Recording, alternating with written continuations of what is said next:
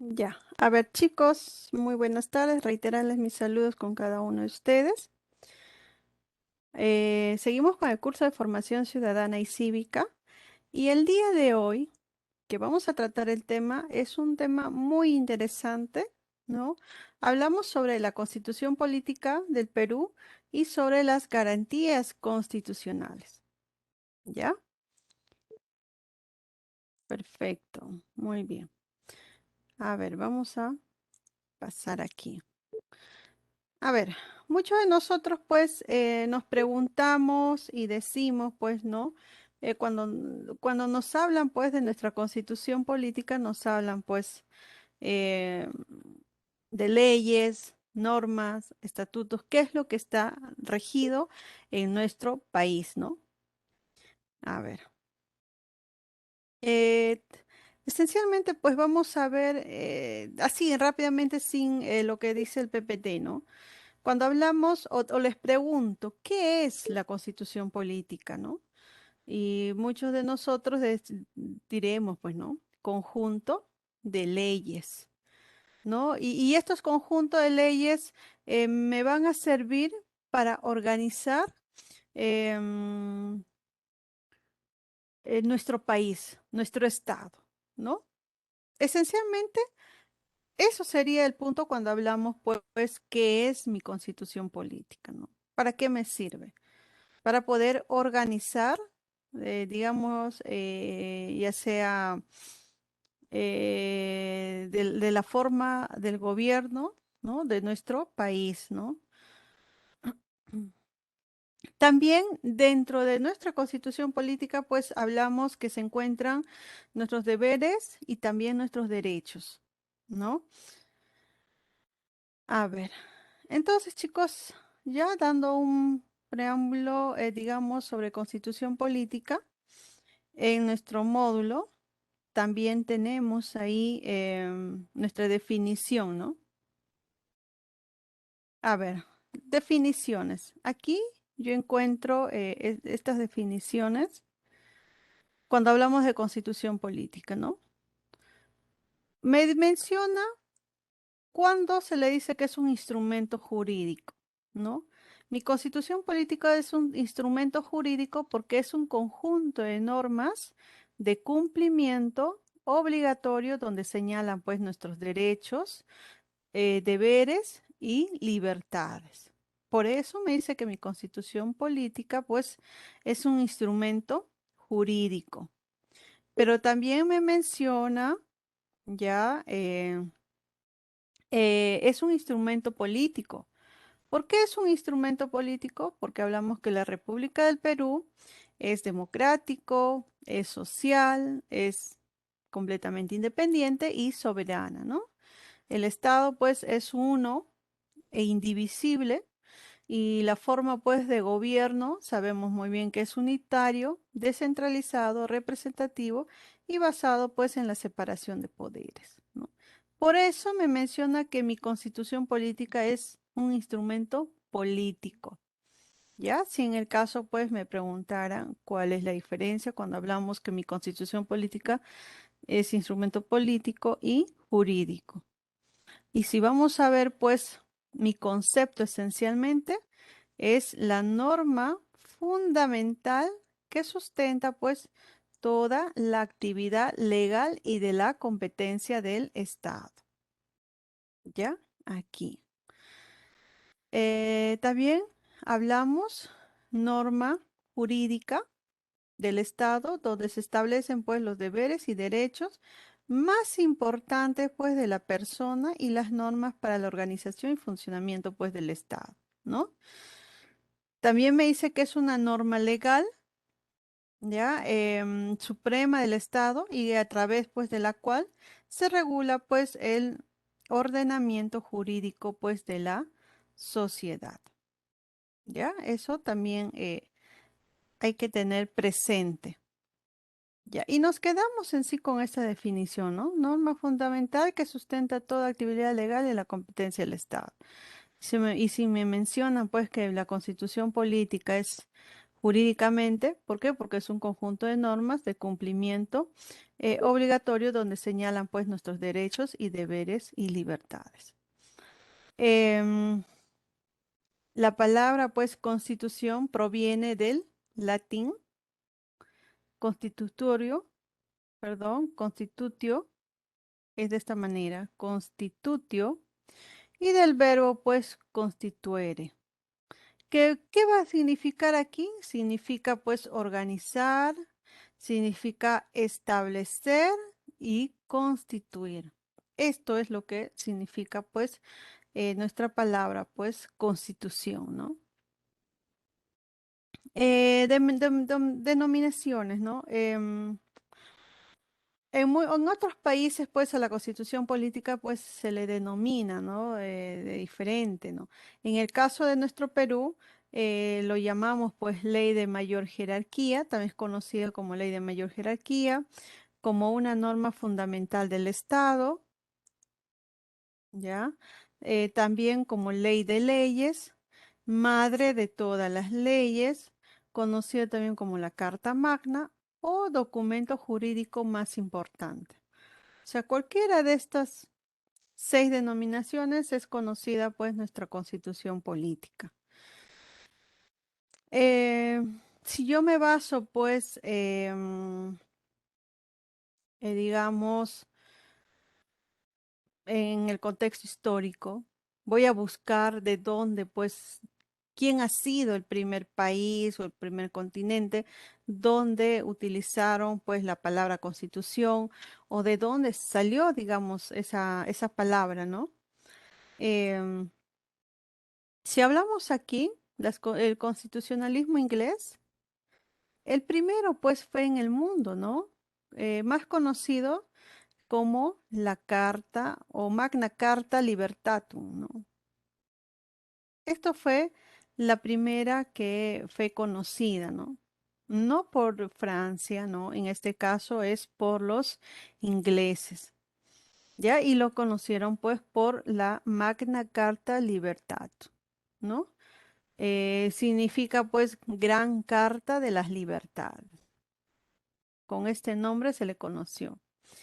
Eh, bueno, en todo caso, pues lo han acortado como la famosa Carta Magna, ¿no? Em, es una carta pues otorgada por Juan I de Inglaterra en Runnymede, cerca pues de Windsor, el 15 de junio del 2015, ¿no? Digamos, en esa oportunidad, pues, este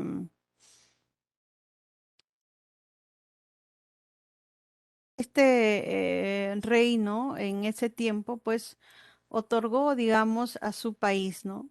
Para poder establecerse, para poder organizar su estado, ¿no? Debido a eso, pues, desde ahí se da inicio, digamos, pues, de la creación de nuestra constitución política, ¿no? Si estamos hablando, porque todos los países del mundo, ellos, pues, son dirigidos por una constitución. Luego tenemos el constitucionalismo americano aquí. Se estableció entre los años de 1776 y 1787. Ya. Y acá no olvidemos, miren, cuando se da la primera constitución por los ingleses, no olvidemos que fue aproximadamente en el 1215, en este tiempo. Tuvo que pasar mucho tiempo posteriormente para hablar sobre el constitucionalismo americano. Ya, y aquí se dieron pues las famosas declaraciones de derechos, ¿no? En esta oportunidad. Luego tenemos el constitucionalismo francés, este es el último, a finales pues de la Revolución Francesa. O sea, eso ya cuando culminó, ¿no? Con la famosa proclamación de la Declaración de los Derechos y del Hombre y del Ciudadano, ¿no? Con este último que se menciona pues sobre cómo debe de regirse pues no un estado, ¿no? Siempre con deberes y derechos del hombre o de la persona, ¿no? Bueno, el siguiente, vamos a ver el poder constituyente. Ya, cuando hablamos del poder constituyente, pues hablamos que es la facultad, pues, de constituir y crear o reformar, pues, al sistema normativo del Estado, expresado a través, pues, de la Constitución por medio de los representantes elegidos, pues, por los ciudadanos. Vamos a decir que este poder va, a emanar, pues, del pueblo. Y entre ellos, pues, hablamos de la Asamblea Constituyente y hablamos del Congreso Constituyente. ¿Ya? Recordemos, el poder constituyente es la facultad para hacer reforma total o parcialmente, pues, del sistema normativo peruano. ¿Ya? Y aquí el poder constituyente, pues, como les decía, em, lo ejerce tanto la Asamblea Constituyente y el Congreso Constituyente. La Asamblea Constituyente, ¿ya? ¿Qué se encarga esencialmente de la Asamblea? Elaborar, o sea, la Asamblea Constituyente esencialmente tiene la función de elaborar una constitución, ¿ya? Y es ellos una vez pues convocado, esta Asamblea Constituyente es convocado. ¿Quiénes forman parte para formar la Asamblea Constituyente? Es dentro del Congreso, ¿ya? Dentro de los 130 congresistas. Ya les menciono. Una vez creado pues la Asamblea Constituyente, ellos se encargan de elaborar una nueva constitución, luego pasa para que lo verifiquen, ¿no? Después de que ha sido promulgada esta nueva constitución, ahí se disuelve esta Asamblea Constituyente. Ya, por ejemplo, en el año de Una pregunta. 1900, alguien por ahí. eh, sí, la asamblea tiene que ser constituida por 100 miembros, ¿no? Exactamente, no, no puede ser por sí miembro. O sea, en Por el, más, ¿no? digamos, ya, a ver, la Asamblea Constituyente, como les decía, pueden ser integrados por el Congreso o pueden buscar otras personas que son, digamos, óptimas eh, o personas que han estudiado, ¿no? Sobre constituciones para poder que ellos integrar. Pueden ser 100 miembros, 90 miembros o 50 miembros. O sea, no te pone un límite y tampoco no te dice lo mínimo, ¿ya? O sea que La puede ser un cantidad, miembro también. perdón, O sea que puede ser un miembro o en otros casos ningún miembro, no, no, ya que no no. hay límite. Estoy mencionando que no, la cantidad puede tener hasta 100 miembros. No hay, o sea, no te Pero dice lo mínimo, una cantidad exacta. Tampoco no te dice lo mínimo, pero con eso no quiere decir que va a haber uno o dos, no. Es, ahí está poniendo un ejemplo del año, digamos, para poder crear la Constitución del 79 e inclusive ahí han formado parte pues de 100 constituyentes, ya. Pero si yo me traslado un poquito más hacia atrás, ¿no? Veo que también cuando se armó esta, bueno, no tenía ese nombre de Asamblea Constituyente, tenía con otro nombre, pero ahí formaron parte pues de 50, 80 miembros y que eran pues constitucionalistas. ¿Ya? El ejemplo que te está dando a conocer de 1979, ahí sí hubo 100 constituyentes, o sea, 100 miembros. Y uno de ellos pues ha sido eh, el famoso pues Víctor Raúl Haya de la Torre. Él ha integrado, digamos, en ese grupo o esa asamblea constituyente fue el para presidente, ¿no? poder elaborar, perdón, Fue el presidente de la asamblea. a él le nombraron como presidente de la asamblea constituyente, el que quien ha dirigido. Y Luis Alberto Sánchez ¿Ya? vicepresidente, creo, ¿no? Sí, Creo que sí. sí, entonces, sí. Por eso le decía, Víctor Raúl Aya de la Torre encabezó esta asamblea constituyente para poder elaborar la Constitución de 1979. Ya, a veces confundimos, ¿no? Pero esto sí hay que tenerlo claro. En ese entonces, pues, se llevó a cabo con 100 constituyentes para la elaboración, ¿no? Ahora, una pregunta. Una vez que, Dígame. se- una vez que, o sea, necesariamente la Asamblea le puede tomar un periodo, digamos, de 5 años o menos para que presente una nueva constitución y posteriormente se disuelva, o, o digamos que en ese periodo no logre, ¿no? Promulgar una nueva constitución y simplemente no se disuelve, que queda tal como está hasta el siguiente mandato. Claro, chicos, para poder cambiar una nueva constitución o para ver una nueva reforma constitucional, esto se da, o sea, lo puede hacer en el gobierno pasando un año de gobierno y antes de un año de gobierno. O sea, ¿qué quiere decir? Si- por ejemplo, acá tenemos al actual presidente, vamos para su segundo año de gobierno, ¿no? Recién ya, bueno, en julio va a cumplir creo que su primer año de gobierno, ¿ya? Una vez cumplido su primer año de gobierno, el fines de este año puede, digamos, convocar para una reforma de la Constitución, pero él tiene ese plazo de antes de finalizar, digamos, hasta el cuarto año de gobierno. Pero cuando él ya pasa el quinto año de gobierno, se va a llegar para, digamos, culminando el cuarto año, ya no podría convocar para la Asamblea Constituyente. Ya, entonces hay parámetros, ¿no? O sea, obviamente que para que se crea la Asamblea Constituyente, para que se aperture, ustedes saben que hay muchos tramos acá para poder crear la Constitución. Uno es que el Congreso es el que tiene que aprobar, el Poder Legislativo es el que tiene que aprobar, eso recién se ha establecido, más no recuerdo, ha sido en enero, febrero, que se ha establecido que el Congreso es el que tiene que aprobar si va a haber una reforma o no de la Constitución. Si en el caso el Congreso aprobara pues esta reforma, recién eso pasaría pues al Poder Ejecutivo para que ellos puedan, digamos, la firma de conformidad, lo publiquen en el diario, ¿no? El peruano, y posterior a eso pues se tendría que haber una consulta popular, ¿no? A un referéndum del sí o del no.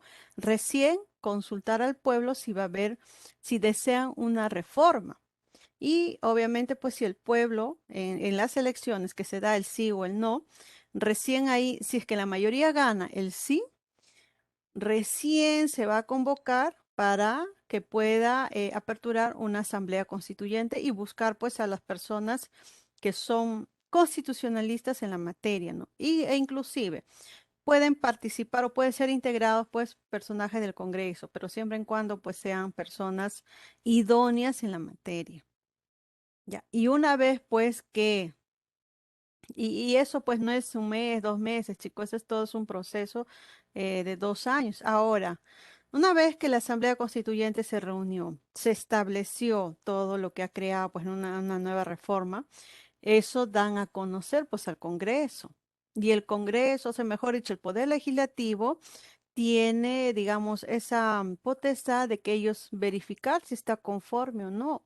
Recién cuando el Congreso dé el visto bueno, pasa recién al Poder Ejecutivo y para que el presidente también pueda dar su revisada.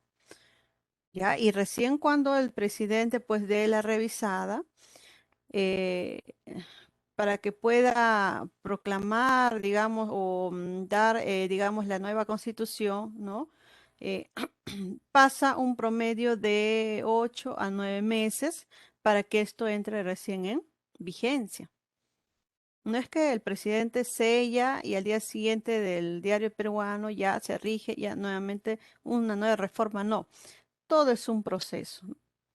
¿no? Si ahora, por ejemplo, si este presidente en noviembre, ¿no? lanza su proyecto de reforma constituyente, si es que el Congreso lo aprueba, va a ser bien. Pero ustedes saben que el Congreso pues no desea este cambio de la reforma. Y eso se va a ver un poco difícil, ¿no? Salvo que después venga otro gobierno y decida pues hacer una reforma, ¿no?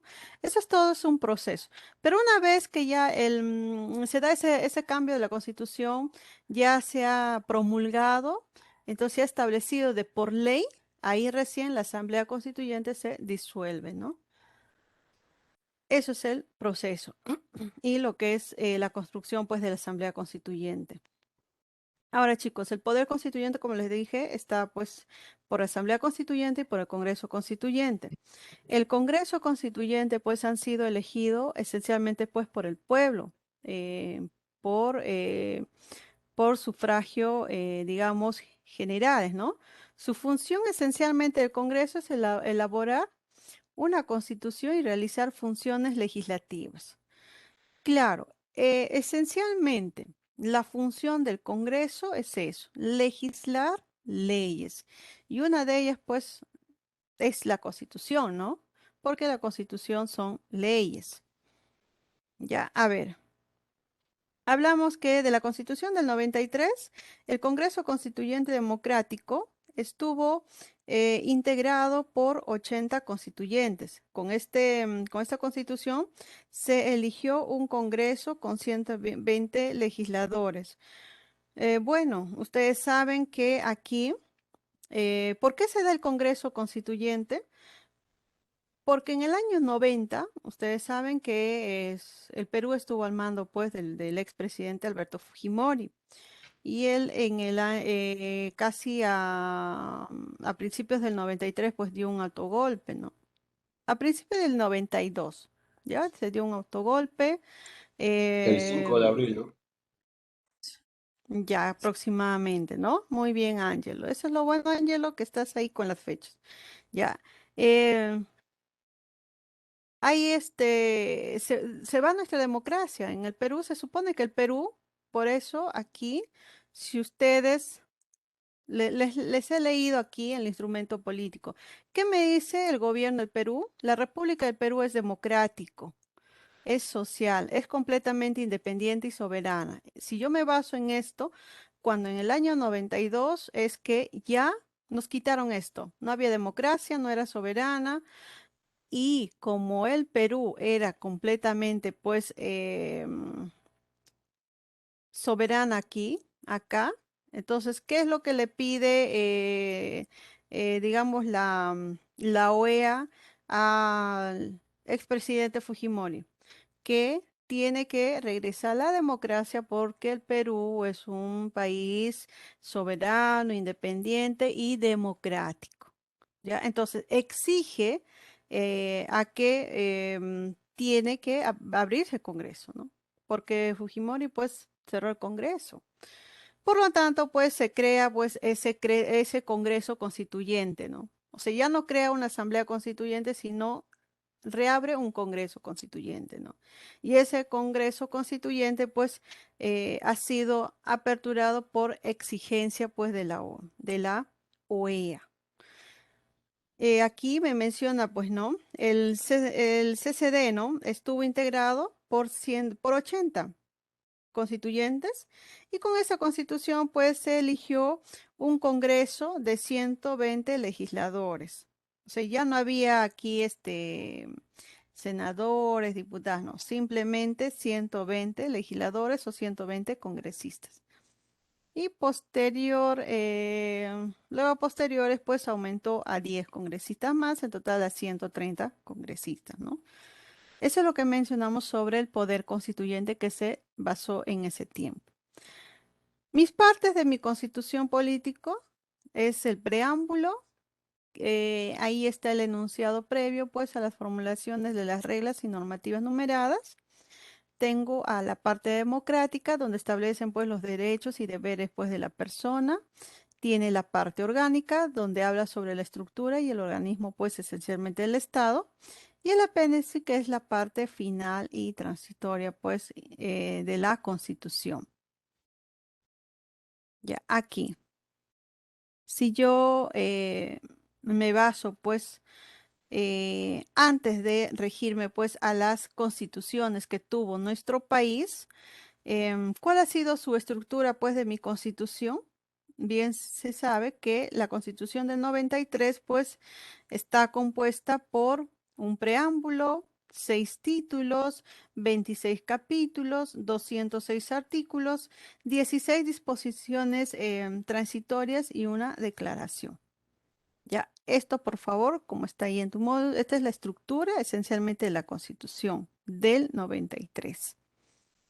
Ya, y bueno, nuestra historia de nuestra constitución en nuestro país, pues esto ha tenido pues que enmarcarse a un total de 12 a 13, ¿no? Un aproximado de constituciones, ¿no? Por ejemplo, cuando hablamos, ¿ves? La historia del constitucionalismo, pues en nuestro país está vinculada con el nacimiento, pues, de la República, o sea, a partir de 1821. Luego de que San Martín, pues, declarara, pues, la independencia del Perú, ¿no? Y en esas circunstancias, pues, surgió la necesidad de elaborar y aprobar, pues, al igual que se había dado, pues, ya en otras naciones, una constitución, que establecerá, pues, la forma de la organización del Estado que se iba pues a dar en nuestro país, ¿no? Sin embargo, la primera constitución de nuestra historia tuvo que esperar hasta 1823, ¿no? ¿Por qué? Porque se dio el primer debate de la sociedad patriótica, donde se discutía pues si el Perú iba a ser un país con un modelo republicano o en todo caso pues una monarquía constitucional. Una vez que proclamó pues San Martín en el año de 1821, ¿no? En la plaza, hay una plazuela pues de Miraflores, ¿no? Con la clase alta limeña. No es que ahí se había establecido ya la independencia, pero era libre, no, todo pasó, ¿no? Todo tuvo que ser todo es un proceso. Em, a los primeros meses de haber proclamado pues la independencia, ya se discutía esencialmente pues si el Perú va a ser un país completamente libre, o sea, republicano, o en todo caso, pues va a ser un país, una monarquía constitucional. ¿Y quién vino pues con esa monarquía constitucional? Pues ha sido San Martín. ¿Y a qué me baso cuando hablo de una monarquía constitucional? Es que San Martín pues quiso que un príncipe de España venga al Perú y gobierne, ¿no? Eh, a eso nos basamos sobre una monarquía constitucional. Y obviamente, pues que los demás, digamos, peruanos que estuvieron ahí y no quisieron, pues, ¿no? Sería volver a lo mismo, ¿no? Se supone que un virrey está saliendo porque ha sido un virrey, ha sido mandado pues por España y ahora que venga pues un hijo de un rey, sería lo mismo vivir, ¿no? Eso ha sido el conflicto que tuvo también nuestro país para que pueda salir recién pues la Constitución de 1823. Em, en total pues el Perú tuvo 12 constituciones políticas, 5 estatutos previsionales a lo largo pues de nuestra vida republicana, ¿no? Em, Nos vamos a basar acá ahora en la Constitución Política de 1823. Esta constitución pues tuvo de tendencia liberal y estaba conformada pues por 194 artículos y 3 secciones. Ya, perdón, aquí eh, lo va a consignar José Bernardo de Tagle. Aquí.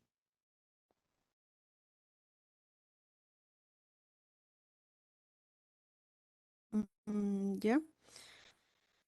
Promulgada del 12, dada por el Congreso Constituyente y promulgada por el Gran Mariscal José Bernardo Tagle, tuvo vigencia del 12 de noviembre de 1823 hasta hasta el 9 de diciembre de 1826. y luego fue pues restituida por el Congreso y mandada cumplir por Manuel Salazar Iba Quijano, que es presidente de la República, de 6 de junio de 1827 al 18 de marzo de 1828, la cual fue aprobada por el primer Congreso y ha sido promulgada pues el 12 de noviembre de 1823, siendo presidente don Bernardo de Tagle. No rigió nunca esta constitución, ya que el Perú entró en una situación muy crítica por los españoles que amenazaban pues seriamente la reciente libertad, ¿no? Por lo que se hubo que recurrir al libertador Bolívar, ¿no? Y donde el Congreso dictó pues su propio receso, por eso se dice que esta constitución nació muerta. Pero ha sido pues la primera constitución y que tenemos que reconocerla, pues, ¿no? Pasamos a la siguiente.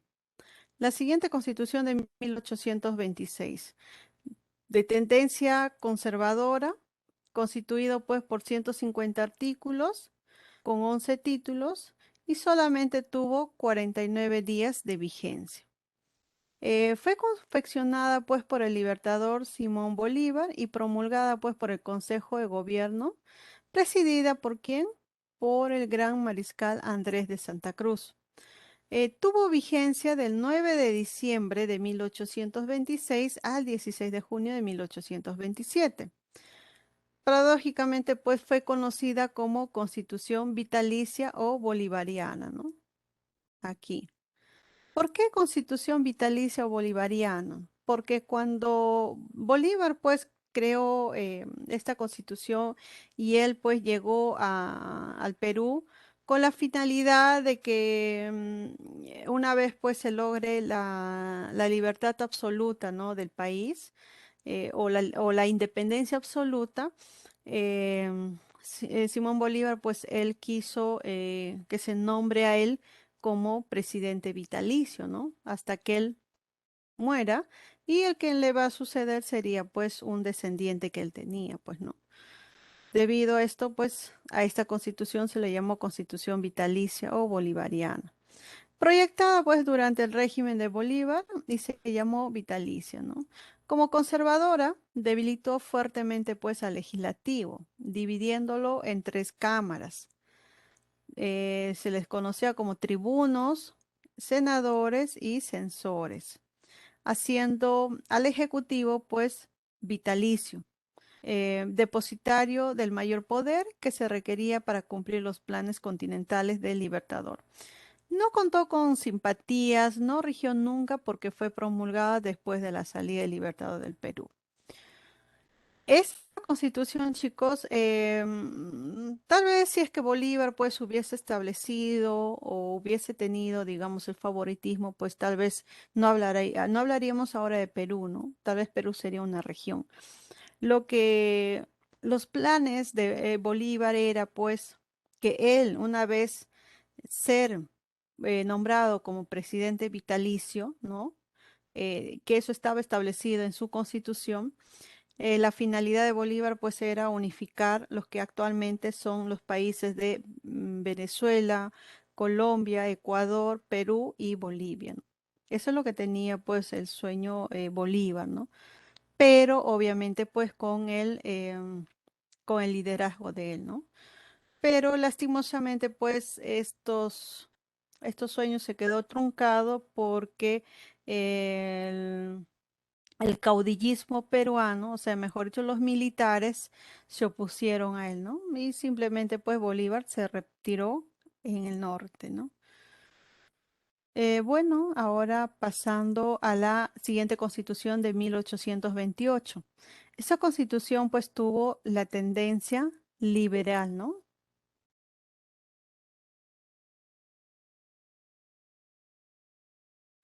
Ah, él separó, él separó Perú de Alto Perú Bajo. Sí, digamos que Bolívar con la mano de su, de su brazo derecho, ¿no? No recuerdo el nombre, ¿ya? Separó el Alto Perú con parte de Perú y en el Alto Perú es conocido pues como Bolivia actualmente, ¿no? Eh, Bolivia también estuvo a favor, ¿no? Pero posteriormente, con, digamos, con estos caudillistas, ¿no? Que estaban en contra de la unificación, votaron inclusive, pues, ¿no? A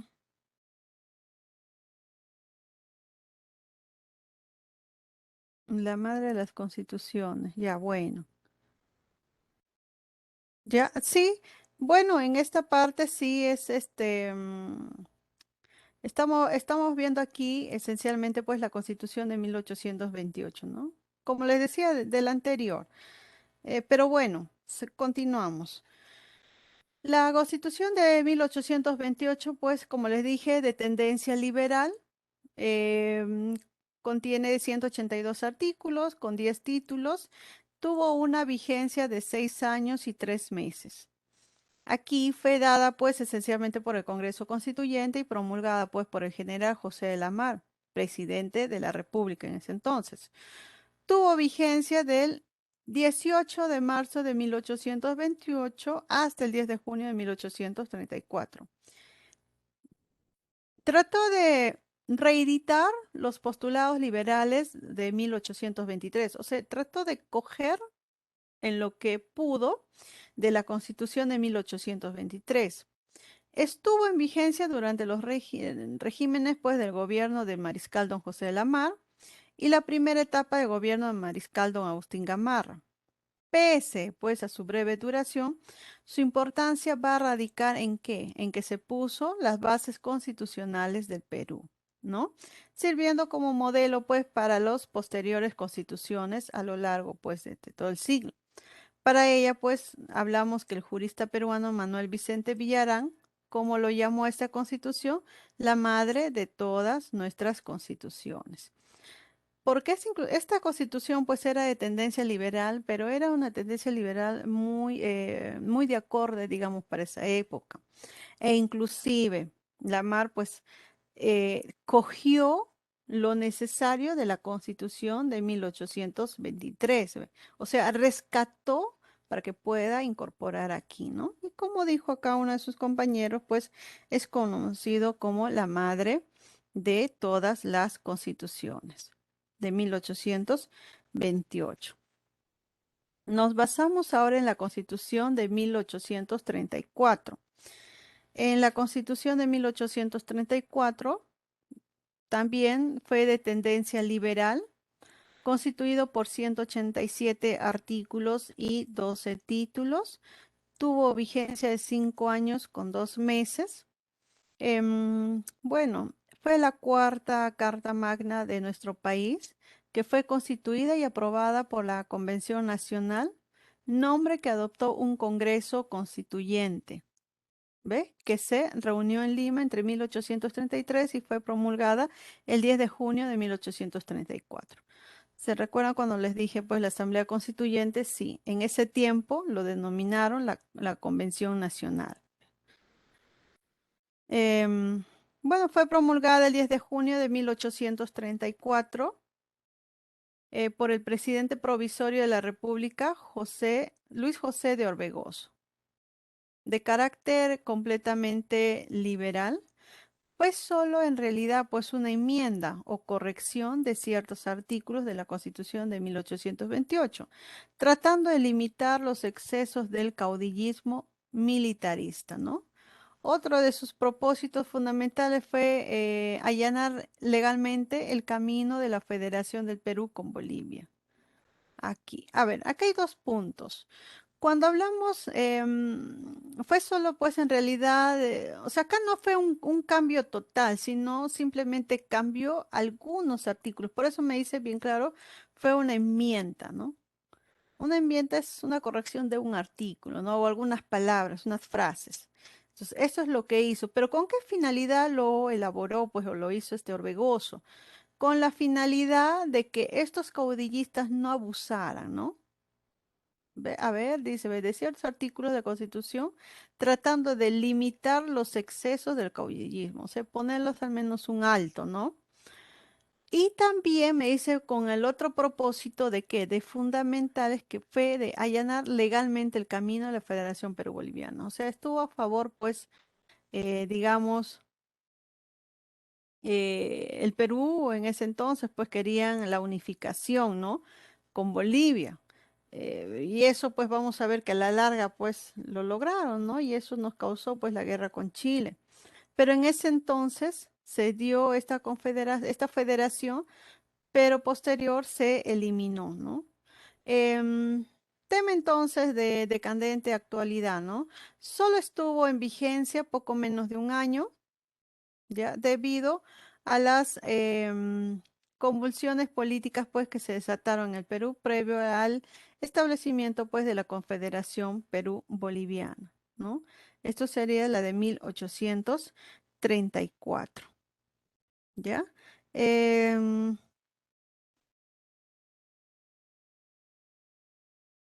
Seguimos en la que viene la Constitución de 1839, de tendencia conservadora, constituido por 193 artículos y 19 títulos, tuvo vigencia de 15 años y 8 meses, ya.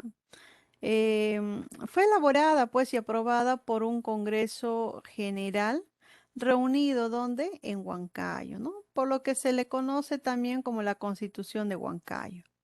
Recordemos, ¿a quién se le conoce la Constitución de Huancayo? La Constitución de 1839, donde fue promulgada, pues, el 10 de noviembre de 1839 por el presidente provisorio Mariscal Agustín Gamarra.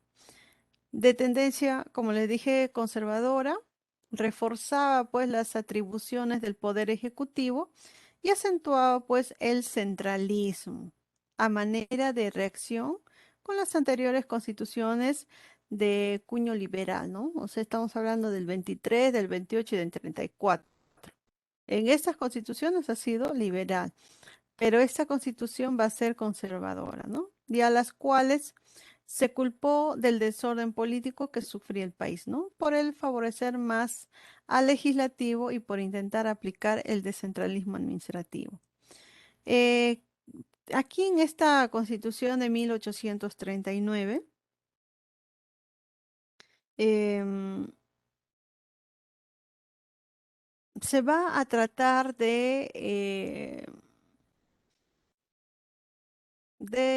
digamos, de darle un poco más el poder al legislativo. Ya, ustedes saben que em, en un país debería haber equidad de poderes, ¿no? Tanto el legislativo como el ejecutivo. Pero en este caso, pues con esta constitución, eh, estaban tratando de que haya igualdad, ¿no? Ya que el poder legislativo pues tenía mayor poder, ¿no? Mayores decisiones. Entonces, con este cambio que es conservador, tienden a lo que el legislativo está por encima, están tratando de que esté nivel al ejecutivo, ¿no? Y por intentar aplicar la descentralización administrativa acá. En esta parte, sí algo favoritismo, porque no querían que todo sea pues capital, sino querían que también se descentralice. Todos las instituciones, ya sean del Estado, esto se vaya descentralizando, ¿no? Ya empiezan a crear lo que es municipalidades, eh, tanto en provincias, en distritos, o sea, se empieza a descentralizar, ¿no? Para que haya un mejor orden, una mejor organización, ¿no? Esto es lo que se dio pues en esa Constitución de 1839. Luego nos basamos pues en la Constitución de 1856.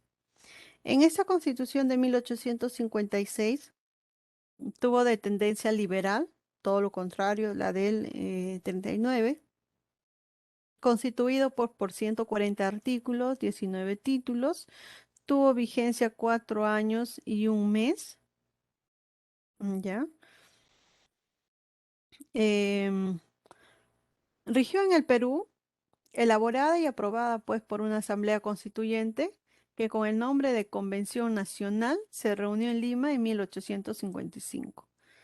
Claro, ya no lo denominaba Asamblea Constituyente, sino con este nombre, Convención Nacional, ¿no? Luego del triunfo, pues, de la Revolución Liberal sobre el gobierno de José Rufino Echenique, acusado de corrupción en la batalla de La Palma, fue promulgado el 19 de octubre de 1856 por el presidente provisorio de la República, el mariscal Ramón Castilla, ¿no? Y que tuvo pues una tendencia marcadamente liberal, ¿no? Antimilitarista, descentralista y un sesgo anticlerical, ¿no? Hasta aquí, a ver. Para que se dé, chicos, esta constitución, ¿qué es lo que estaba pasando en el Perú? Estaba gobernando aquí José Rufino, ¿ya? José Rufino, pues, él ingresa al poder, pero en esa época, pues, se estaba dando, pues, el famoso, la abundancia de la riqueza, ¿no? De la riqueza falaz, ¿no? Sobre el guano y luego posteriormente de salitre. Pero ¿qué había pasado aquí? En este gobierno, pues, empezaron a salir a luz los fraudes, los robos, ¿no? Por ejemplo, había una deuda, pues, de 5.000, eh, ya de 5.000 monedas. Ya, eso era una deuda interna que había. Pero ¿qué pasó dentro de este gobierno? Es que esos 5.000 monedas que se pagó, esto se cuadruplicó. O sea, no eran 5.000 monedas, sino eran 25.000 monedas que salieron, pues, ¿no? Y que ahí se dan con la sorpresa que ya empieza a haber, pues, corrupción, ¿no? Ahí se empieza a dar los robos, ¿no? Robos al Estado.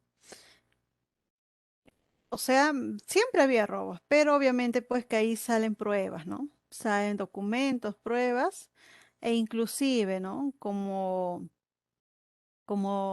este expresidente pues no fue a favor pues para para el pueblo, ¿no?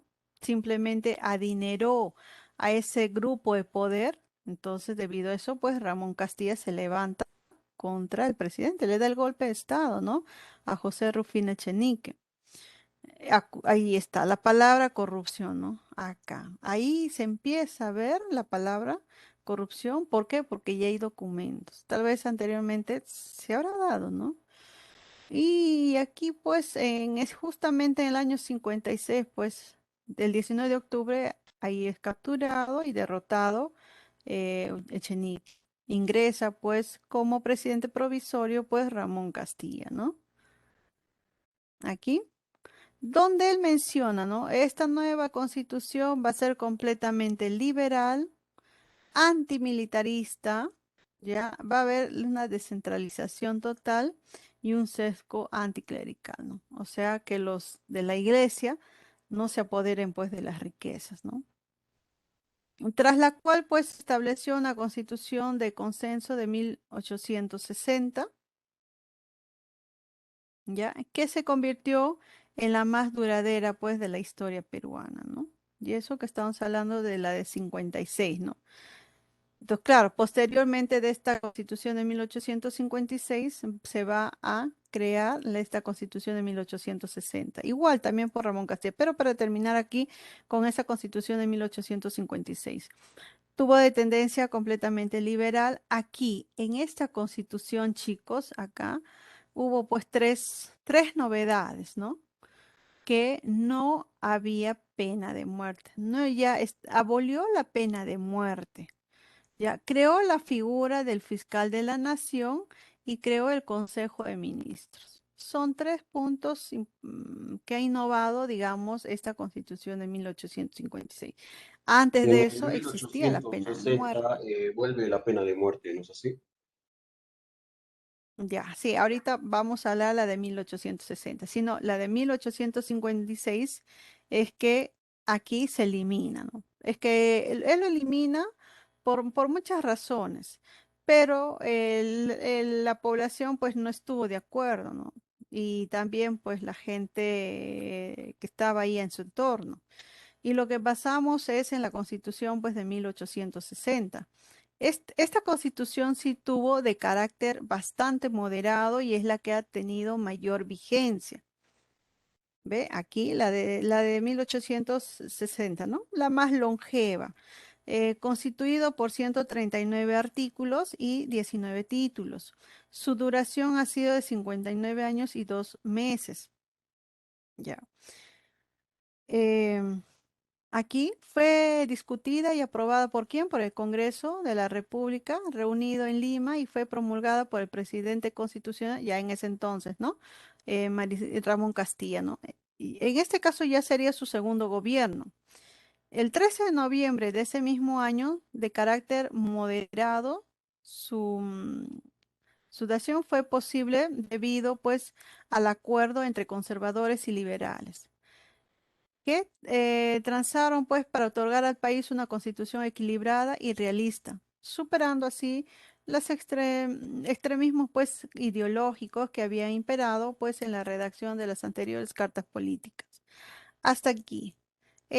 Para que se convoque, chicos, para la elaboración de esta constitución, se convocó tanto a conservadores como a liberales para que no haya esa dificultad, ¿no? Entonces, ahí tanto estos dos grupos ingresaron en este Congreso y lo elaboraron, pues, ¿no?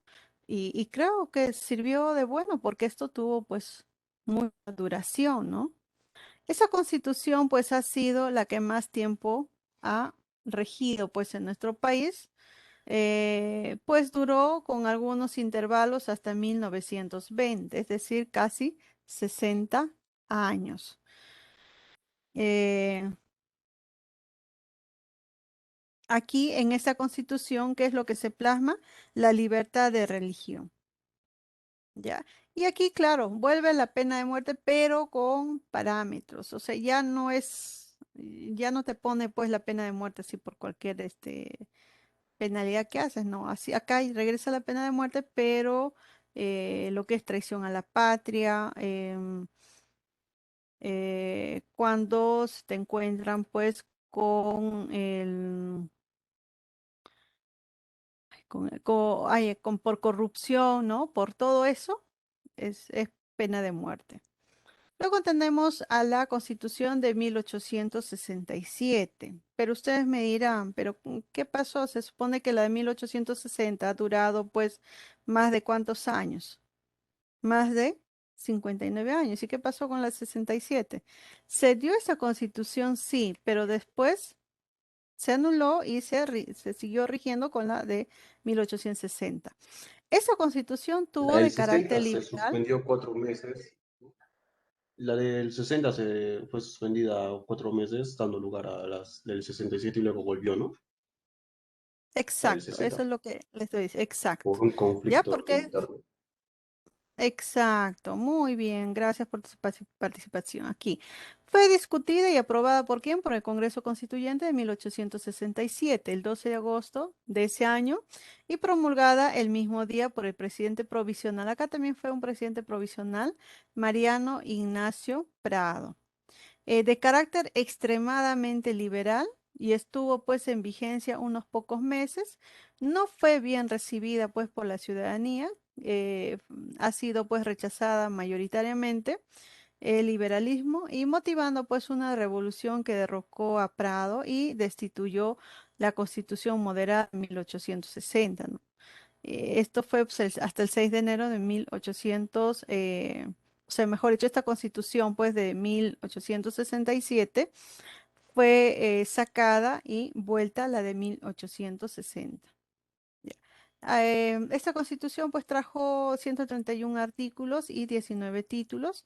Solamente duró aquí, como les decía, ¿no? Los 4 meses y 8 días, porque era extremadamente liberal, pues, ¿no? Esta constitución. Aquí en esta constitución también pues se creó la Cámara Única para penar a los militares. em, para ser representante, ¿no? O para poder elegir tenías que tener tus 21 años de edad. y se ha establecido pues la renovación de los congresistas cada 2 años, ¿no? Actualmente son cada 5 años, pero en ese tiempo, o sea, lo que hizo esa modificación, Ignacio Prado, pues ha sido eso. Luego, pues volvió a nuestra constitución nuevamente, la de 1860, y se siguió rigiendo. Tenemos la constitución de 1920. En esta constitución, pues es de carácter progresista, ¿no? Constituido por 161 artículos y 19 títulos. Tuvo una duración de 13 años, 2 meses y 22 días con exactitud, ¿no? Fue elaborada durante el gobierno de Augusto Beleguía y es de tipo, como les dije, descentralista, ¿no? Aprobada el 27 de abril de 1919 por la Asamblea Nacional, que ha sido convocado plebiscitariamente por el presidente, ¿no? Provisorio en ese entonces, Augusto Beleguía, ¿no? Y promulgada por este mismo el 18 de enero de 1920. Ya, claro, ese entonces ya era designado ya como presidente constitucional, ¿no? De carácter progresista, muchas de sus innovaciones no fueron implementadas y quedaron pues solamente en el papel, ¿no? Y estuvo en vigencia hasta el 9 de abril de 1933, cuando lo reemplaza pues la constitución de dicho año. En esta constitución legalizó pues la reelección presidencial por intervalos, eh, protege la raza indígena y comunidades, ¿no? A ver, vamos por partes. Cuando hablamos de por qué, digamos, él hace ese cambio, ¿no? En esa constitución, ¿no? Porque ustedes saben pues que Leguía duró en el gobierno 11 años. Entonces, para que él pueda gobernar pues 11 años, pues tuvo que cambiar ahí la constitución y decir que se puede reelegir, ¿no? Por esa razón, pues él hizo esos cambios para el beneficio de él, ¿no? Para que pueda gobernar aproximadamente 11 años. Em, la ventaja de esta constitución es que aquí está protegiendo a quién, protege al indígena y a las comunidades. Progresista, ¿por qué? Porque él dice, la capital o Perú no es solo Lima, Perú es todo más allá de Lima, ¿no? Empiezan con la construcción de nuevas carreteras, nuevas salidas a las provincias, y cuando llegan, digamos, las provincias, pues ahí ese indígena o ese nativo, ¿no? Ya, o esas comunidades que están muy alejadas, ya a ellos también ya les va dando, digamos, sus derechos, ¿no? Sus derechos que están implementados y respetarlos más que todos, digamos, que están plasmados pues en la Constitución, ¿no? Protege esa raza indígena, ¿no? Debido a eso, pues se le llama de carácter progresista. Y como sabemos, pues él modificó esta constitución para beneficio a que él pueda gobernar más tiempo. Ya, hubo pues la fiscalización del Congreso, sí. Crea la primera garantía constitución, al cual es el famoso el habeas corpus, ¿no? Entonces, en esa constitución de 1920 se crea las, las garantías constitucionales. Y se crea pues la primera garantía constitucional, que es el habeas corpus, y eso ahorita lo vamos a ver, en qué consiste eso, ¿no? Y empieza pues ya las fiscalizaciones hacia los congresistas. La Constitución de 1933, esa Constitución pues ha sido de carácter moderado, eh, constituido por 236 artículos y 16 títulos. Tuvo una vigencia pues de 47 años. Esta Constitución, la del 33.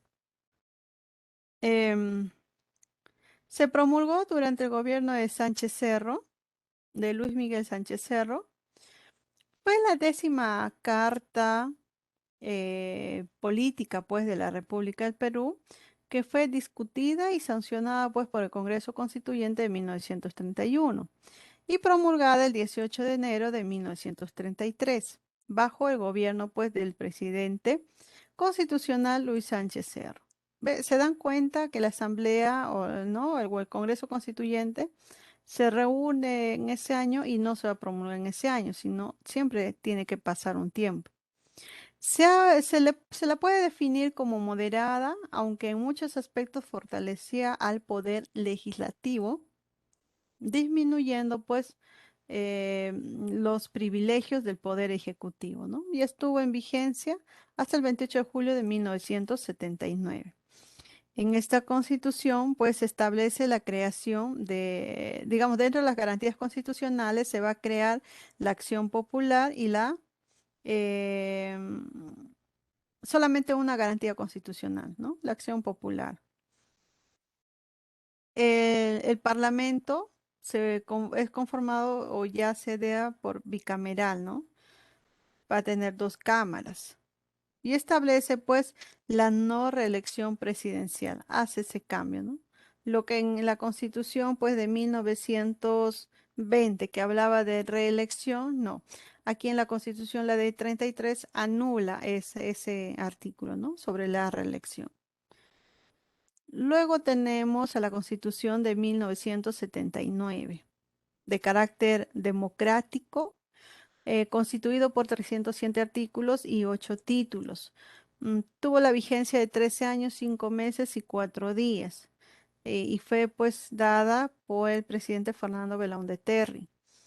Fue redactado pues en los postrimerias del gobierno pues revolucionario de las Fuerzas Armadas por la Asamblea Constituyente de 1978, convocada por el mismo con el fin de facilitar el retorno de la democracia.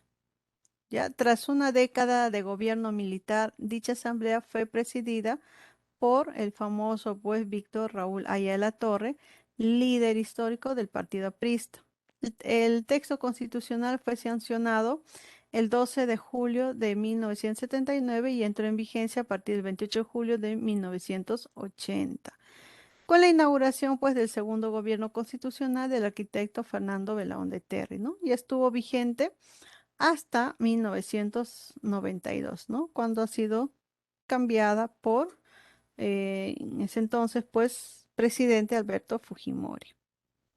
Ya. Esto, entonces, chicos, sería lo que es la Constitución de 1979. Ahora, dentro de esta Constitución, la de 79, también se implementa en las garantías constitucionales la acción de amparo y la acción de inconstitucionalismo. Se crea ahí también el Ministerio Público y se constituye el Consejo Nacional de la Magistratura, ¿no? Hoy es la Junta Nacional de Justicia, ¿no?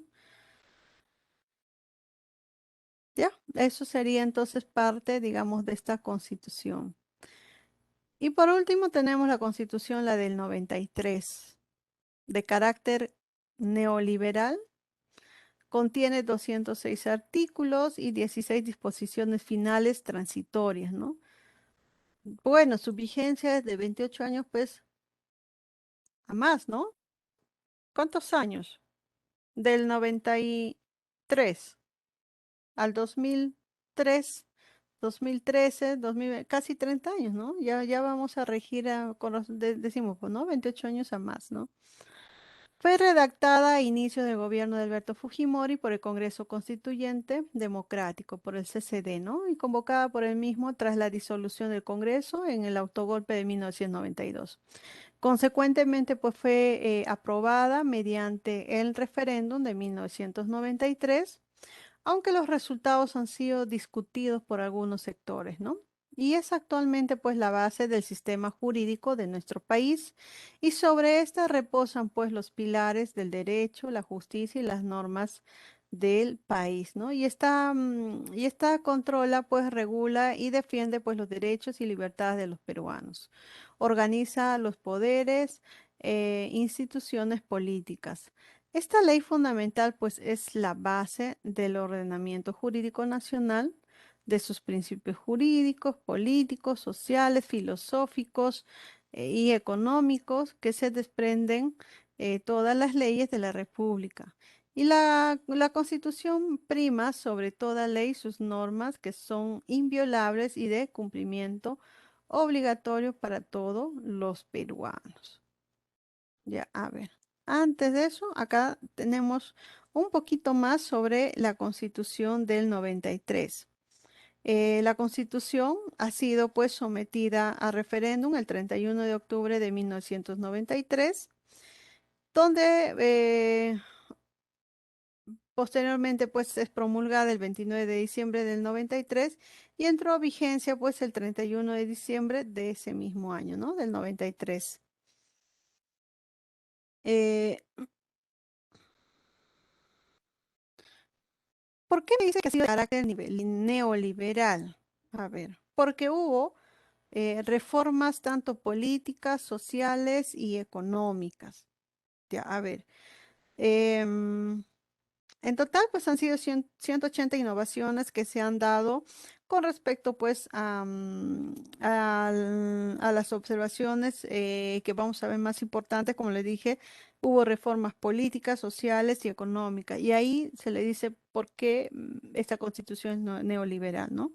Uno, que el Poder Ejecutivo tuvo mayores atribuciones o potestad legislativa mediante decretos de urgencia, ¿no? El presidente puede disolver el Congreso si ésta censura dos consejos de ministros, donde está establecido, pues, en la Constitución de 1979, consideraba la censura en tres consejos de ministros. Ya, a ver aquí. ¿Qué cambio hace aquí? O sea, en esta Constitución del 93 es lo que le da más poder al poder ejecutivo. Una de ellas, ¿no? Y ustedes también lo han visto. Si en el caso de que por dos oportunidades el Congreso, pues, no le da, digamos, la vestiduría o, digamos, no le da eh, el visto bueno, ¿no? ¿No? Entonces, digamos, al Consejo de Ministros, entonces el Poder Ejecutivo, que es liderado por el presidente, podía disolver el Congreso, ¿no? Si en el caso. Porque en el anterior Constitución era tres oportunidades. En esta Constitución solamente son dos. Y eso ustedes lo vieron cuando el expresidente Martín Vizcarra pues disolvió el Congreso, ¿no? También una de las reformas es que en el referéndum se tenía que hacer una consulta popular cuando se diera pues el cambio de la constitución, ¿no? Ahí se le tendría que consultar al pueblo. O sea, el presidente no es que él decidiera cambiar la constitución porque él desea, no. Todo sería por consulta popular. La revocatoria de autoridades, ¿no? En estas reformas políticas se podía revocar a las autoridades siempre y cuando pues se dé a conocer que estas autoridades pues están cometiendo corrupción o están yendo contra, ¿no? Y cuando el pueblo pues lo solicita. Re- em, Elecciones de los jueces de paz, también ahí está viendo lo que es un cambio. Se implementa el famoso habeas data y acción de cumplimiento, y esto se aumenta para las garantías constitucionales, ¿no? En total, ¿cuántos vamos? Son cinco, ¿no? Cinco garantías constitucionales, o seis ya, ¿no? Permitió la reelección inmediata al cargo presidencial, o sea, modificó en el artículo 5 de noviembre en el año 2000, ¿no? Mediante una ley. O sea, el presidente, ¿no? O en ese entonces, cuando terminó su gobierno, ¿no? Ya iba a terminar su gobierno hasta el 95, porque él ingresó en el 90, él hizo la modificación ahí, ¿no? Que se podía reelegir, ¿no? Para que él pueda postular en el 95, ¿no? Y también fue ganador y nuevamente pues nos gobernó hasta el 2000. Igual, el 2000 hizo lo mismo, ¿no? Para poder hacer, ¿ve? Menciona que el Congreso se volvió pues unicameral, ¿no? Una cámara única integrado por 120 congresistas y luego en el 2011 pues se amplió a 130 congresistas. para la muerte por traición a la patria y en caso de terrorismo, ¿no? Esto se estableció pues en la Constitución y en el artículo 140. Sí hay pena de muerte por traición a la patria y en el caso de terrorismo, pero ahí en el artículo 140 nos dice bien claro, sí hay esa pena, pero siempre en cuando se tiene que estipular con digamos, con los tratados o con los convenios que se ha realizado, ¿no? Y como el Perú pues tiene el convenio de ese Tratado de San José, ya ha firmado ese convenio para la Declaración de los Derechos Humanos, Declaración Universal, ¿no? De los Derechos Humanos. Entonces, por esa razón no se puede practicar esa pena. Entonces, ¿cuál es la máxima pena en nuestro país? Es cadena perpetua. Ya, esas son las modificaciones que hizo en la parte política y social. Y en la parte económica, ahí por eso me dice que es neoliberal. ¿Por qué? Porque la propiedad, acá hablamos de la propiedad, ¿no? Igual trato para nacionalistas o extranjeros, ¿no? Cuando hablamos de derecho a la propiedad. Se dejó de garantizar plenamente la estabilidad laboral. Em, ya, o sea, las personas que tienen, digamos, que laboran, ya no se tendría, digamos, que si en cualquier momento pues fueran sacados del trabajo, ¿no?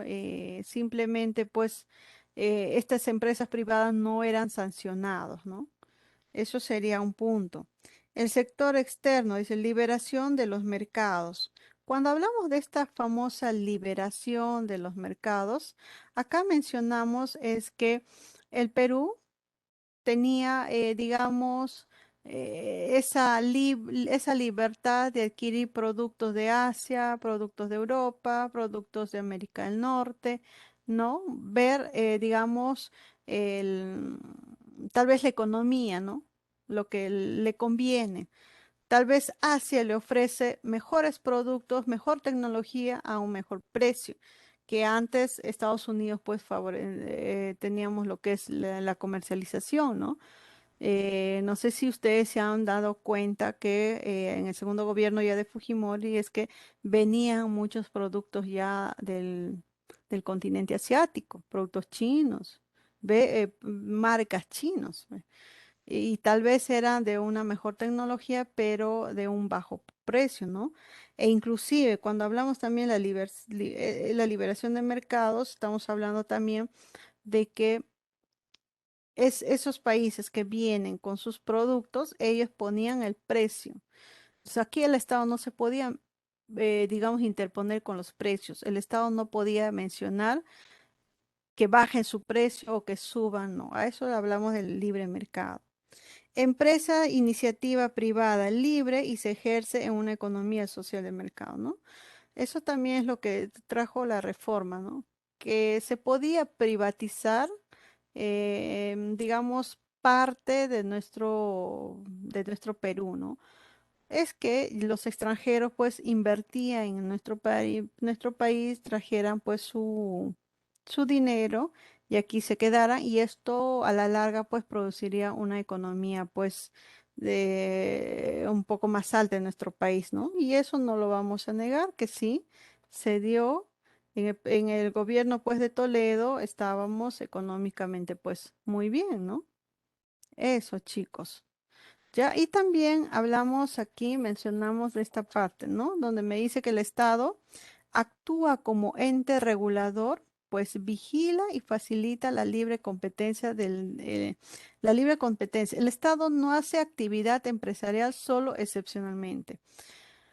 Acá, chicos, también me dice el Estado actúa como un ente, solo un ente regulador va a vigilar, ¿no? Los ingresos y los egresos de productos, importación, exportación. Va a facilitar la libre competencia.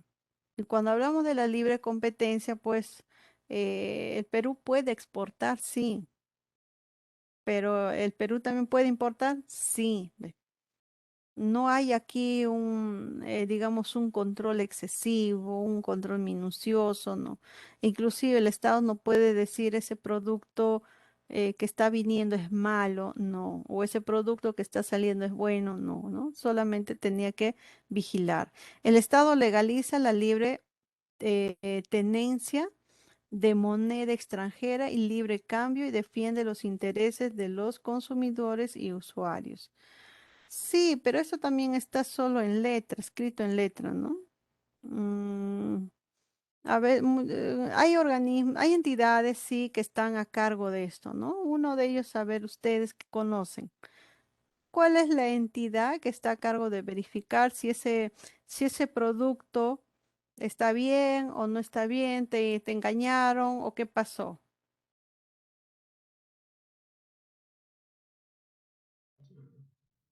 Chicos, ustedes Tal saben. vez Indecopi. Ahí está, muy bien, Aaron, Indecopi, ¿no? Pero ¿alguna vez ustedes cuando han sentido un fraude han ido a Indecopi, les hicieron caso?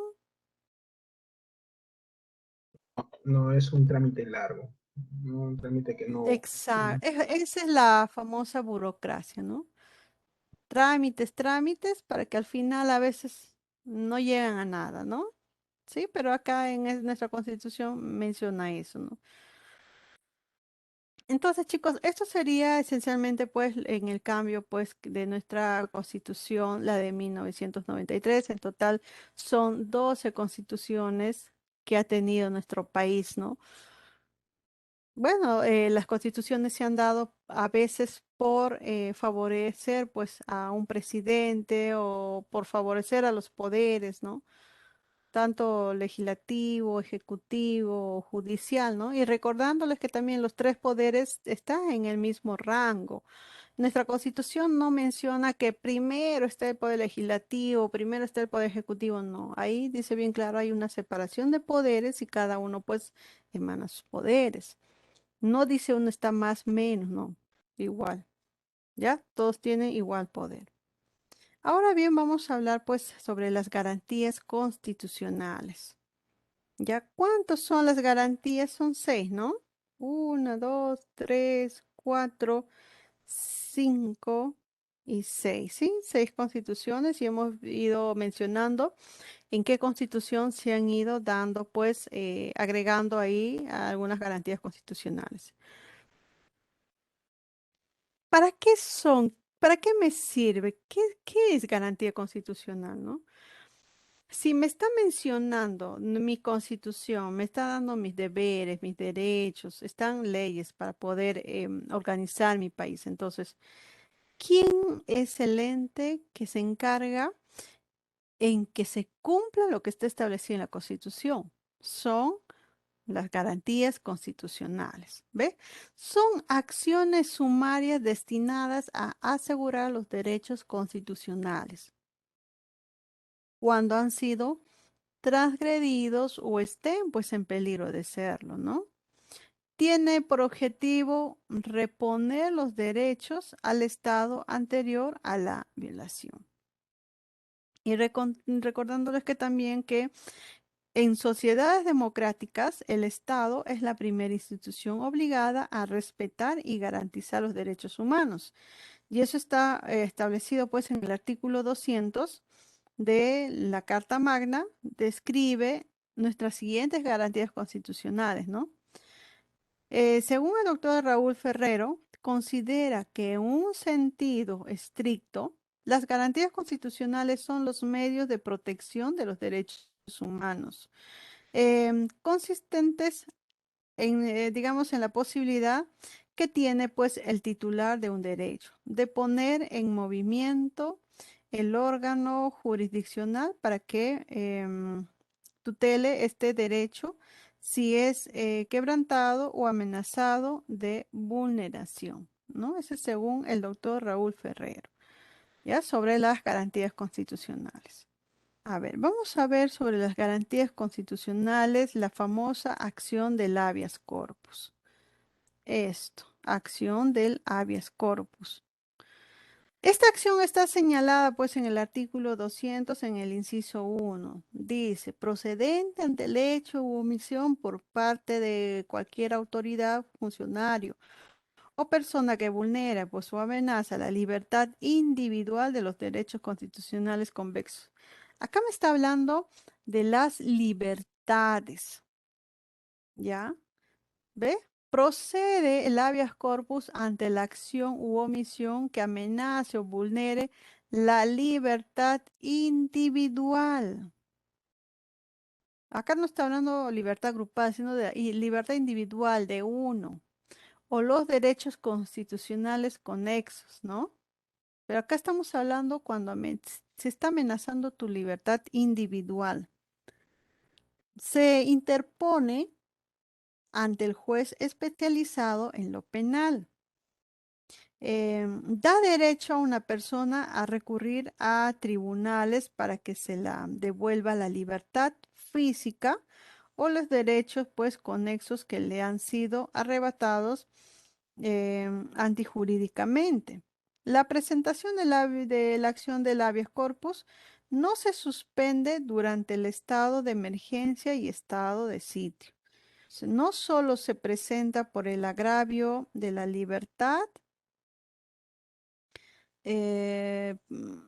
por las autoridades, sino también cuando dicho agravio viene de funcionarios o de simples personas particulares.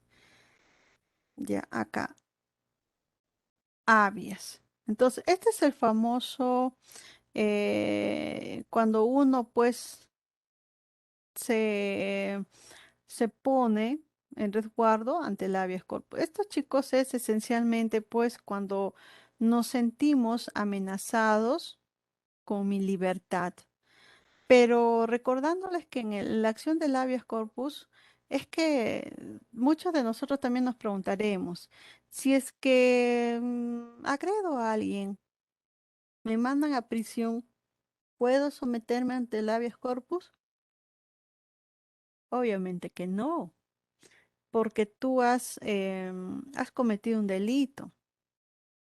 Pero tú me dices, no, pero yo solamente me defendí. ¿Y cómo es posible que me puedan llevar a prisión? No, no pueden tenerme mucho tiempo a prisión. Entonces, me acojo ante el habeas corpus, ¿no? Esencialmente, ¿quiénes se acogen ante el habeas corpus? Sí, para poder pedir tu libertad, sí, cuando están vulnerando tu libertad, siempre en cuando, por ejemplo, tú te sientes amenazado, ¿no? Que te han llevado a prisión en contra de lo que tú no has cometido ese error, ¿no? Y lo pruebas, ¿no? A eso, chicos. Ahora, wow, wow, estamos 15 minutos y tenemos varios, ya, voy a ir rápido, ¿ya? La acción de amparo.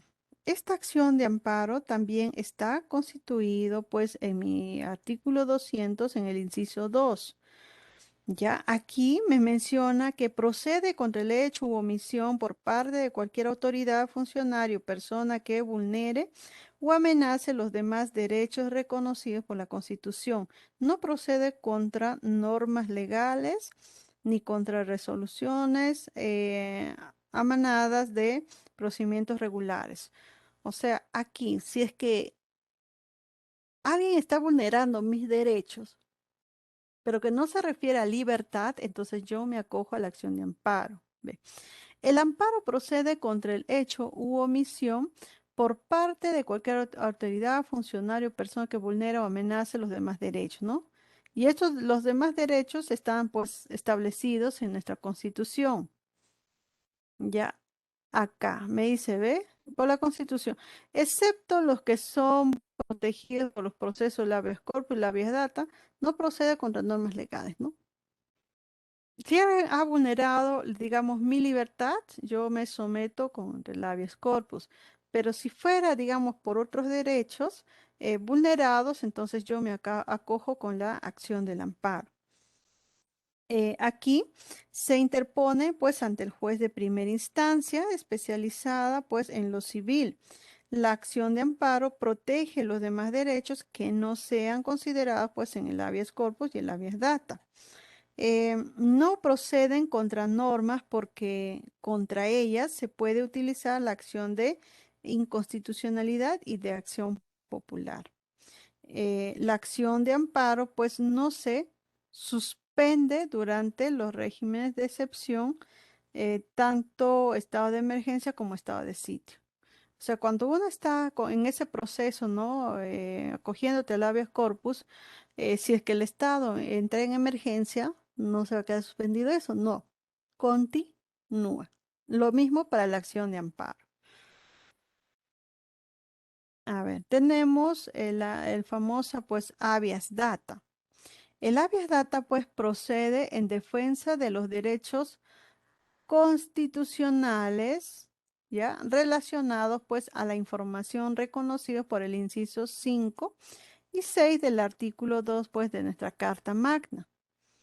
Acá a la información requerida y recibida de cualquier entidad pública, exceptuándose las informaciones que afecten la intimidad personal y las que expresamente pues se excluyan por ley o por razones de seguridad nacional. Cuando hablamos acá del habeas data, eh, acá me menciona de dos incisos. Yo tengo que irme al inciso 8, perdón, al inciso 5 y al inciso 6 de la Constitución, porque ahí me está especificando, ¿ya?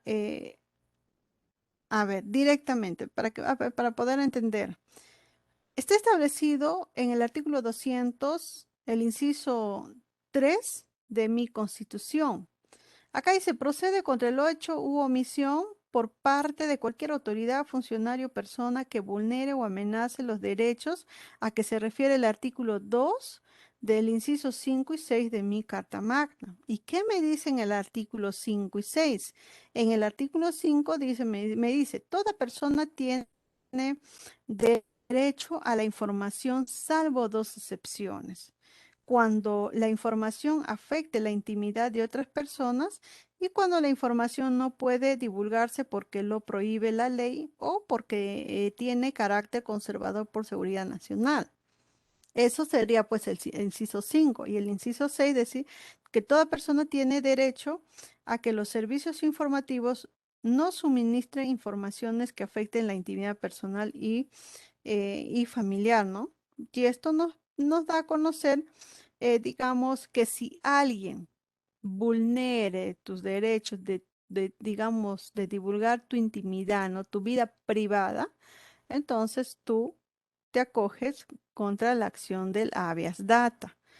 Acá se debe interponer ante el juez en primera instancia, especializado pues en lo civil. El habeas data tiene por finalidad dar a las personas el derecho a recurrir a los tribunales para que se obligue a actuar de acuerdo a derecho a toda autoridad, funcionario o persona que vulnere o amenaza los derechos antes mencionados, ¿no? O sea, cuando están vulnerando o están dando, digamos, alguna información sobre tu persona, pero al dar esa información están invadiendo tu privacidad y que esto a la larga te puede llevar, te conlleva algo negativo, ¿no? Alguna pérdida laboral, económico, entonces tú ahí te acoges con el famoso habeas data, ¿no? Y esta pues es una de las garantías constitucionales más modernas que tiene el Perú, ya que se incorporó en la actual constitución, ¿no? Esta de la del 93.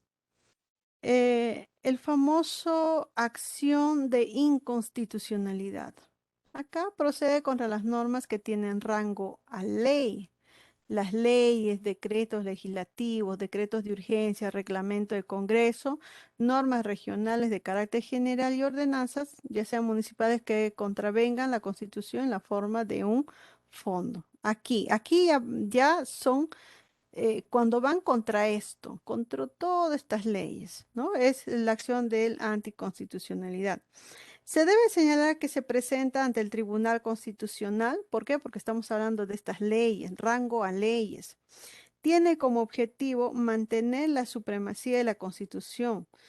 ¿Lo pueden representar quién? ¿Quién se puede acoger a la acción de inconstitucionalidad? El presidente de la República, el fiscal de la Nación, el defensor del pueblo, eh, 33 congresistas que equivalen a un 25% del número legal. Y si hablamos de ciudadanos, son 5.000 ciudadanos con firmas comprobadas por el Jurado Nacional de Elecciones, ¿no? Y si la norma es una ordenanza municipal, lo puede presentar el 1% de los ciudadanos del respectivo ámbito territorial, ¿no? Y también quienes se someten a esta acción constitucional, también los gobernadores regionales, ¿ya? Aquí. Y los colegios también profesionales.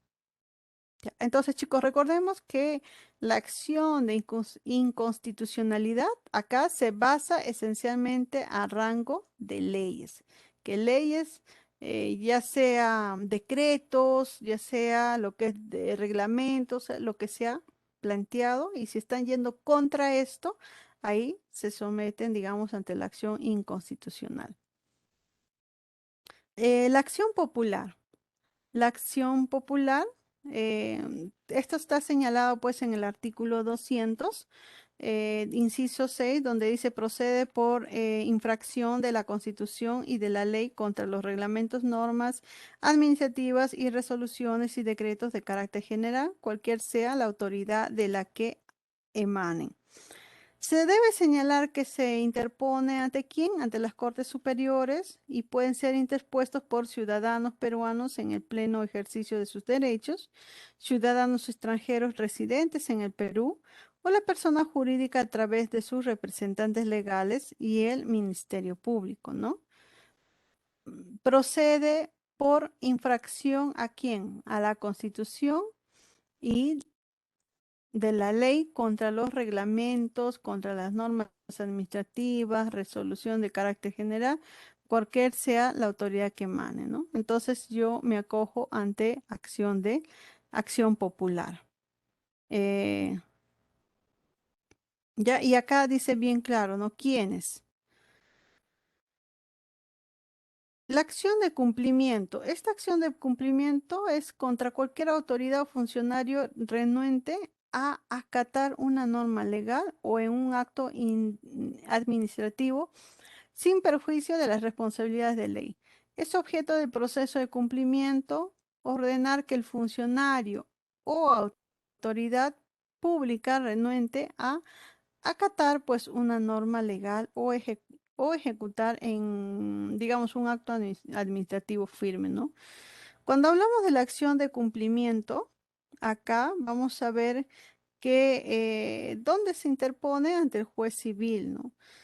¿Qué es lo que se hace acá? Busca hacer cumplir las disposiciones judiciales y las resoluciones a favor de las personas sin dilaciones, ¿no? Entonces, sin cargo, sin nada. Ya, entonces chicos, hasta acá sería estas garantías constitucionales, terminado con la acción del cumplimiento.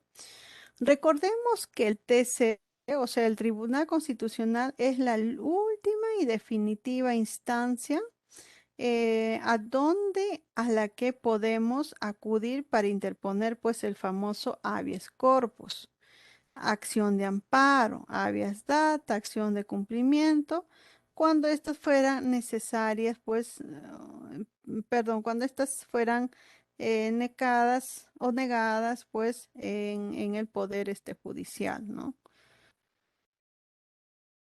Eh, ¿Cuáles son mis regímenes de... A ver, acá hay una partecita donde les puse sobre el Tribunal Constitucional. A veces necesita, ¿no? Saber sobre el TC. Antes de regirme a regímenes de Estado y de excepción. A ver, el órgano, sabemos muy bien que el Tribunal Constitucional es el órgano de control de la Constitución. Se compone esencialmente por 7 miembros. ¿Cuáles serían los requisitos esenciales para poder ser miembro del Tribunal Constitucional? Es que uno debe ser peruano de nacimiento, ser ciudadano en ejercicio, ser mayor de 45 años, haber sido magistrado de la Corte Superior o fiscal superior durante el periodo de 10 años o haber ejercido la abogacía, pues, digamos, a la cátedra universitaria, pues, en materia jurídica durante 15 años, ¿no? Eh, Estos serían, chicos, entonces los requisitos para poder postular a ser un magistrado del Tribunal Constitucional. Entonces, el TC, mayormente los miembros tienen inmunidad, o sea, son intocables, no existe reelección inmediata, son elegidos por el Congreso y ahora último, pues se recuerdan que ha sido también elegido por el Congreso y eso ha ido pues como que no ha sido vista bien por los ciudadanos. ¿Cuánto tiempo tienen los miembros del Tribunal de la Constitución Constitucional? Son 5 años, ¿no? Corresponde al Tribunal Constitucional a qué? A conocer, digamos, en instancia única la acción de inconstitucionalidad, conocer la última y definitiva instancia de las resoluciones denegadas del habeas corpus, amparo, habeas data y acción de cumplimiento. Otro punto es que conocer los conflictos de competencia o de atribuciones asignadas por la Constitución conforme a ley. No pueden ser elegidos magistrados del Tribunal Constitucional los jueces o fiscales que no han dejado el cargo con un año de anticipación. O sea, si yo deseo postular, quiero ser uno de los miembros del Tribunal Constitucional, si yo tuviese un cargo, entonces ese cargo lo tengo que dejar mínimo un año, ¿no? Para poder postular. En mayo del 97 se destituyeron pues a 3 magistrados por haber votado contra la ley de reeleccionista de Alberto Fujimori. La ley de interpretación auténtica, ¿no? Recién, digamos, en el año 2000, el 20 de noviembre, se restituye pues a esos 3 magistrados con el nuevo presidente que es Valentín Paniagua, ¿no? Cuando ingresa su digamos, su presidencia transitoria, ¿no? Y el presidente actual del Tribunal Constitucional, pues es el doctor Javier Alba Holandi. Y bueno, actualmente ya no lo es. Esto lo vamos a tachar porque recién hace la semana pasada ha sido elegido pues un nuevo presidente del Tribunal Constitucional por el actual Congreso. Y como les decía, chicos, acá, ¿cuáles serían, digamos, la diferencia entre un estado de emergencia y un estado de sitio? Recordemos aquí, según el artículo 137, pues, de nuestra Constitución vigente, el presidente de la República, con acuerdos del Consejo de Ministros, puede decretar por plazo determinado en todo el territorio nacional o en parte de él y dando pues cuenta al Congreso o a la Comisión Permanente los estados de excepción, ¿no? Que en este artículo se contemple. ¿Cuáles son los estados de excepción? El estado de emergencia o el estado de sitio. El estado de emergencia, ya el presidente pues Vizcarra, el expresidente Vizcarra ya pues lo emitió, ¿no? Un estado de emergencia, ¿ve? Se da pues en el caso de perturbación de la paz o del orden interno, de catástrofe o de graves circunstancias que afecten pues a la vida de la nación.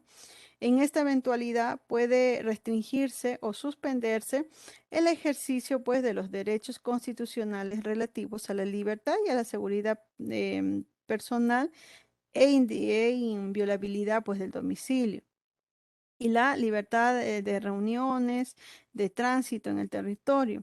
Y el plazo de estado de emergencia no excede de 60 días. Su prórroga requiere nuevos decretos en estado de emergencia de las Fuerzas Armadas, ¿no? O sea, acá chicos, claro que el estado de emergencia de nuestro país pues se amplió mucho más, no duró 60 días, sino mucho más debido a la pandemia pues que estuvimos pasando. Y cuando entramos en estado de emergencia es porque nuestros derechos se vulneran. Y ahí yo no puedo irme a quejar, no puedo irme a someter ante el habeas corpus, nada. ¿Por qué? Porque el país pues está en estado de emergencia. Ahora, ¿cuándo se le dice el estado de sitio? Pues acá se da en el caso de invasión, de guerra exterior, guerra civil o peligro inminente de que se produzca pues convención de los derechos fundamentales cuyo ejercicio no se restringe o se suspende. El plazo correspondiente no excede de 45 días. Al decretarse pues el estado de sitio, el Congreso se reúne en pleno derecho, donde la prórroga requiere aprobación esencialmente pues del Congreso. ¿Ya? En cambio, el estado de emergencia es el poder ejecutivo el que se encarga a dar a conocer. ¿Ya? Eso sería entonces, chicos, la diferencia entre ambos. ¿Ya? Chicos, la próxima clase